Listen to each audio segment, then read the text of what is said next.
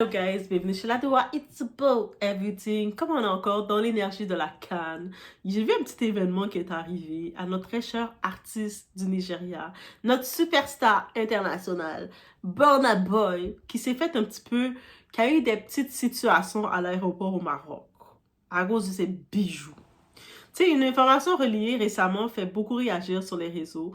Le président de la CAF, Patrice Motsepe, aurait révélé que Burna Boy aurait rencontré un sérieux problème à son arrivée au Maroc, où il devait se produire lors de la CAN. À cause d'une quantité impressionnante de bijoux, estimée à plus de 10 millions de dollars, soit environ 14,2 milliards de Neras. En effet, beaucoup d'argent. 10 millions, c'est beaucoup trop. Là. Bon, là-bas, il voulait vraiment éclairer la Cannes. Tout le stade de la Cannes, il voulait l'éclairer à lui tout seul. J'ai pas compris ça non plus. Donc, je peux imaginer, avec cette possession de bijoux sur lui, le Maroc, c'est même pas la faute du Maroc. On a beau vouloir accuser le Maroc, mais tu sais, il arrive à l'aéroport, on doit déclarer qu'est-ce qu'on déclare. Que tu es Burna Boy ou pas, ils vont dire c'est quoi ça? Pourquoi tu viens avec tout ça? Est-ce que tu vas faire la revente? C'est quoi que tu fais? Et je pense que, et je sais que beaucoup vont vouloir accuser le Maroc parce qu'ils étaient pays hôtes, mais t'es dans ton terrain, tu dois protéger ton territoire. Tu vois quelqu'un arriver avec près de 10 millions de dollars de bijoux. Ah, je dois me performer chez vous, mais pourquoi t'as ça? C'est pourquoi? Qu'est-ce qui s'est passé? C'est quoi? Explique-nous. It's about everything. On regarde le tout ensemble. En effet, donc, selon cette déclaration rapportée, les douaniers marocains auraient estimé qu'il était inhabituel qu'un seul individu transporte autant de bijoux sans déclaration particulière. Voilà, aussi simple que ça. Tu vas dans un pays, même avec un certain montant d'argent, dans la fiche de déclaration de l'immigration pour passer la frontière, on te dit c'est quoi que vous avez à déclarer, c'est quoi la possession, même le montant d'argent que tu traverses, tu dois le déclarer à partir d'un certain montant. Donc là, c'est tout à fait normal. Il n'y a aucune raison qui te fait venir avec ces bijoux chez eux. Ça provient de l'étranger. Ils veulent savoir c'est quoi. Est-ce que c'est du trafic? C'est quoi? Donc, c'est tout à fait normal.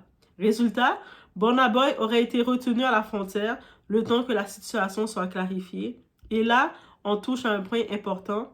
Les douanes ne regardent pas la célébrité, elles regardent la valeur, la provenance et les règles. Et c'est comme ça que ça doit être, tout simplement. L'appel qui débloque tout. Toujours selon ces mêmes propos, Burna Boy aurait alors dû appeler directement le président de la CAF, la CAF, Patrice Motsepe, pour expliquer la situation et faciliter son entrée sur le territoire. Après cet échange, la situation se serait débloquée, permettant à l'artiste de poursuivre son déplacement. Et soyons honnêtes, ce genre d'histoire, ce n'est pas nouveau. Dubaï aurait déjà fait la même chose à Floyd Mayweather, vous savez, le boxeur américain qui a fait 0 défaite. Lui aussi aurait dû passer un coup de fil pour expliquer que oui, il est possible d'avoir des millions en bijoux quand on est multimillionnaire.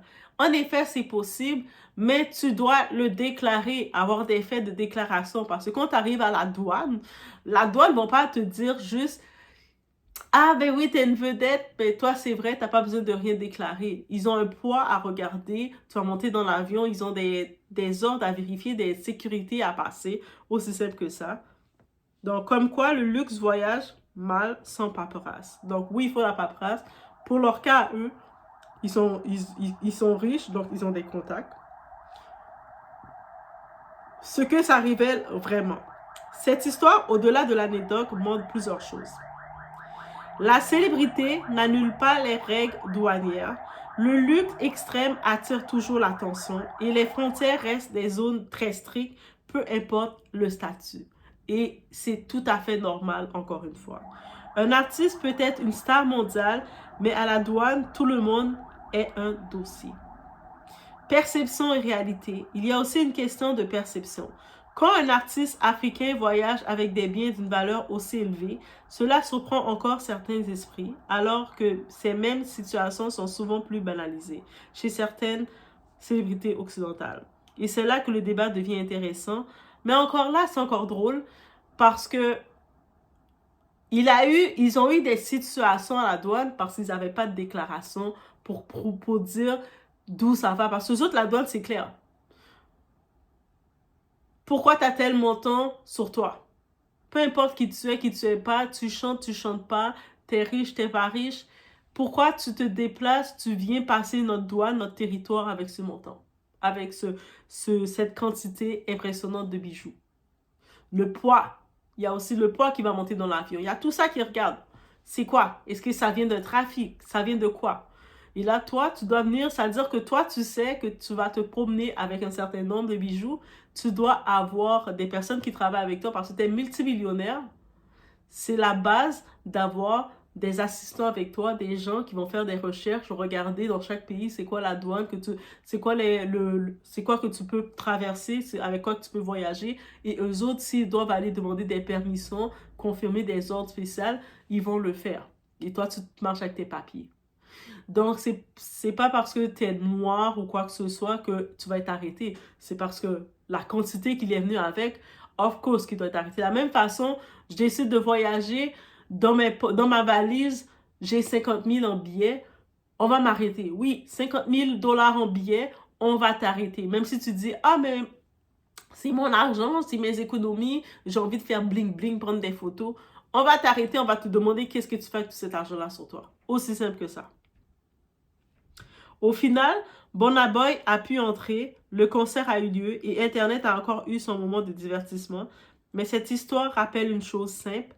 Le luxe attire l'attention, les règles s'appliquent à tous et surtout dans des zones à haute sécurité telles qu'un aéroport proche de la douane. OK? Et parfois, un simple coup de fil peut débloquer une situation, mais pas que n'importe quel coup de fil. Il faut avoir les bons contacts, on va se le dire, quand on est très bien connecté. Cette vidéo relaie des informations rapportées publiquement et des déclarations attribuées à des sources médiatiques. Elle ne constitue ni une accusation ni une affirmation officielle de faits judiciaires. L'objectif est informatique et analytique, tout simplement.